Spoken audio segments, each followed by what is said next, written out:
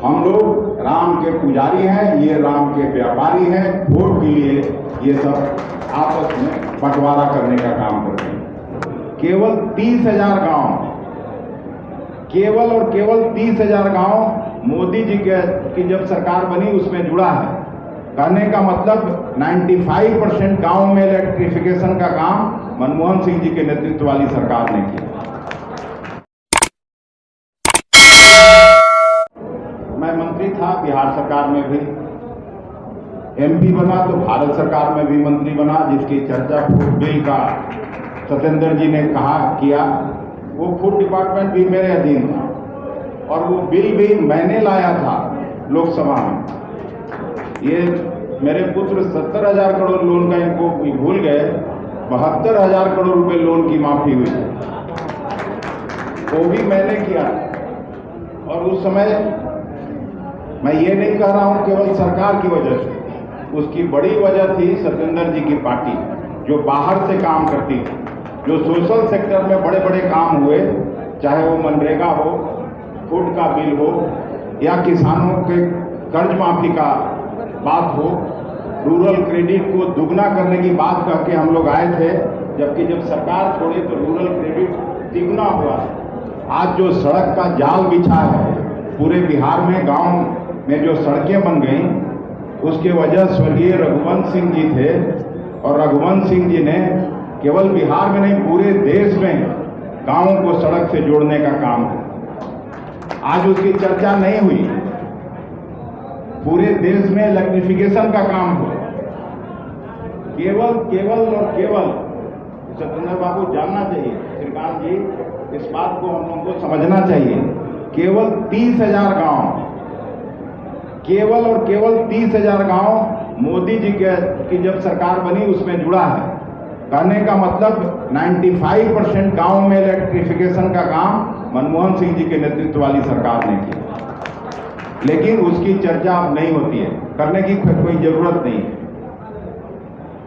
राहुल गांधी जी, जिसका जिक्र हुआ मैनिफेस्टो का, 4000 किलोमीटर की दूरी कन्याकुमारी से कश्मीर तक, हमको नहीं लगता है आजादी के बाद कोई नेता पैदल चल के और लाखों लोग से मिला होगा।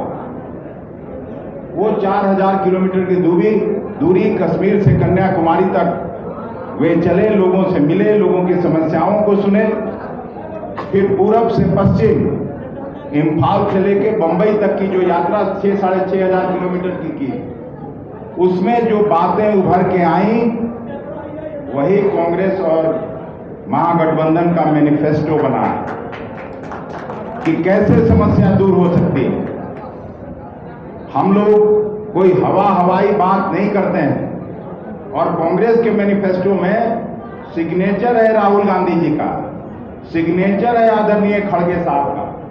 मोदी जी की तरह हवाई नहीं है कि कुछ भी बोल दिया और निकल जाइए, बात करके 2 करोड़ नौकरी देंगे, 2 करोड़ लोगों को रोजगार देंगे, 15 लाख रुपए आपके खाते में चला आएगा, 2022 में किसानों की आमदनी को दुगना करेंगे। आमदनी तो दुगनी नहीं हुई, उल्टे लागत खर्च जरूर तिगुना चौगुना हो गया। आप सभी किसान घर से आते हैं, किसानी का काम करते हैं, खेती का काम करते हैं, आप बखूबी इस बात को समझते हो। तो ये फर्क है। और राहुल गांधी ऐसा नेता नहीं, उनको जरूर एक दुष्प्रचार करके उनको पप्पू बना दिया गया। ये भी जेएनयू में पढ़े और जानते होंगे। मोदी जी के डिग्री का तो पता नहीं, मोदी जी का स्कूल कॉलेज का तो पता नहीं है किसी नागरिक को, लेकिन राहुल गांधी दून स्कूल में पढ़े, वहां से निकले तो सेंट स्टीफेंस में पढ़ने गए, वहां से निकले तो यूके में कैम्ब्रिज यूनिवर्सिटी में पढ़े, वहां से निकले तो हार्वर्ड में पढ़े, लेकिन फिर भी राहुल गांधी पप्पू हो गए और इस देश का सबसे बड़े विद्वान मोदी जी हो गए, जो देश का सबसे खास्ता हाल हुआ। जितनी भी सरकारें आजादी के बाद चली, पहली पंचवर्षीय योजना से लेकर 15वीं और पंचवर्षीय योजना तक, सत्येंद्र बाबू, इस देश पर कर्जा था केवल 51,51,000 करोड़ का। लेकिन इस 10 साल में कर्जा कितना बढ़ा? भिन्न भिन्न एजेंसीज का, जो दुनिया की एजेंसीज हैं, WHO, इवेनो के से खबर छपी है कि 1,54,000 करोड़ का कर्जा देश पर हो गया। कहने का मतलब ये कि बोलते हैं ना कि 140 लाख करोड़ लोगों ने हमको चुना है, तो 140 लाख करोड़ लोगों पर कर्जा 1 लाख से हर व्यक्ति पर, यहाँ जितने हम लोग बैठे हैं और जितने गांव में हैं, बिहार में हैं, उत्तर प्रदेश में हैं, राजस्थान में हैं, सब लोगों पर कर्जा जहां 50,000 भी नहीं था, वहां 1 लाख करोड़ से 1 लाख रुपया से ज्यादा का कर्जा में हम लोग डूब गए।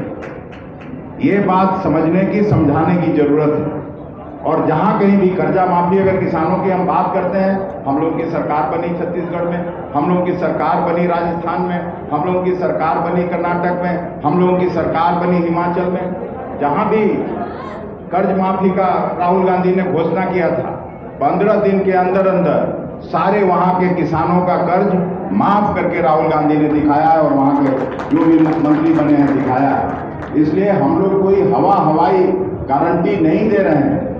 अगर हम लोगों की सरकार बनती है, जो दिख रहा है, बिहार में चर्चा हो रहा था नीतीश जी के जाने के बाद कि बहुत खराब स्थिति है, यहाँ भारतीय जनता पार्टी प्रायः सभी सीटों पर जीत जाएंगे।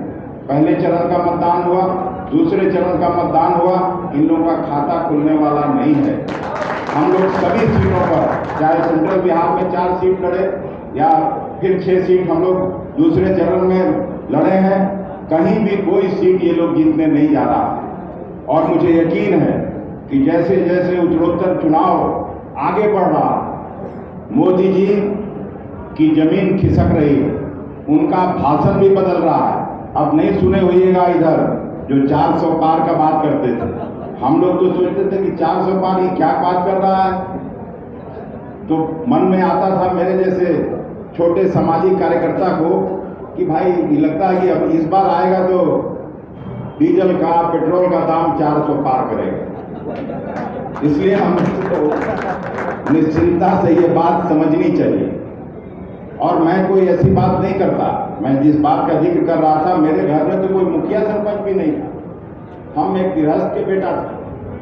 पहली बार लालू जी की पार्टी में आए एक कार्यकर्ता की हैसियत से, जैसे आप लोग अपना हरा गमछा लटका के आ जाए हैं या चलते हैं, उसी तरह से हरे गमछे को लेके मैं आगे बढ़ा। उन्होंने टिकट दिया और एक साधारण व्यक्ति, बिहार के सबसे बड़ा गुंडा, अब नहीं है, स्वर्गीय हो गए सरदार कृष्णा सिंह, आगे पीछे जितनी गाड़ियां चलती थी उससे ज्यादा ट्रैक्टर चलता था। हम लोग ऐसे ही निहत्थे घूमते थे। लेकिन जो संविधान है हम लोगों का, तो ये जो चौकी और मंच पर बैठे हैं हम लोग चौकीदार, और नीचे जो बैठा है जमीन पर वो जमींदार, ये भूमिका तय आपके संविधान में किया। तो इसमें कोई कितना बड़ा भी आदमी हो, वो अपने घर में बड़ा हो सकता है, लेकिन जब तक जनता की ताकत नहीं मिलेगी तब तक वो बड़ा आदमी भिखमंगा बन जाता है, छोटा बन जाता है। इसलिए जो भी ताकत है, और इसीलिए ऐसा है संविधान को हटाने की बात हो रही है। नागपुरिया संविधान ये लोग लागू करना चाहते हैं। इस बात को जरूर गांव-गांव में और खास करके दलित भाई के बस्तियों में बताने की जरूरत है कि अम्बेडकर जी ने जो संविधान बनाया उस पर खतरा है। अगर ये फिर से जीता तो महंगाई जिस तरह से बेतहाशा बढ़ा है, गरीबों के थाल से दाल सब्जी सब गायब है, जितनी महंगाई हो गई, बेरोजगारी ऐसी बढ़ी है।